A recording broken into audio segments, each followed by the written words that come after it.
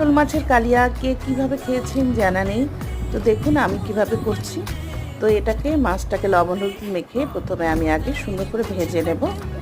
এরপরে আমি কিন্তু তেলের মধ্যে দিয়ে দেবো দারচিনি, এলাচ আর একটু জয়িত্রী ফোড়ন, দিয়ে দিলাম সাদা জিরা, তেজপাতা। আলুটাকে সুন্দর করে ভেজে নিয়ে এরপরে আমি এখানে দিয়ে দেবো 4-5 কোয়া রসুন থেতো করে দিয়েছি। এরপরে রসুনটাকে ভেজে নিয়ে দিয়ে দিলাম আমি গ্রেটেড পেঁয়াজ, এখানে 2টো পেঁয়াজ আছে।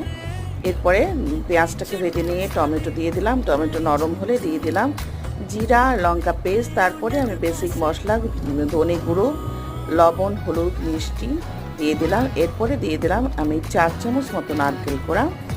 সুন্দর করে ভেজে নারকেল কোড়াটাকে কিন্তু খানিকক্ষণ কষতে হবে খুব সুন্দর মতো। তো তারপরে কিন্তু জল দিয়েছি। এরপরে আমি দিয়ে দিলাম একটু গরম মশলা। আমার রেডি। খুব ভালো থাকবেন, সুস্থ থাকবেন। Good bye.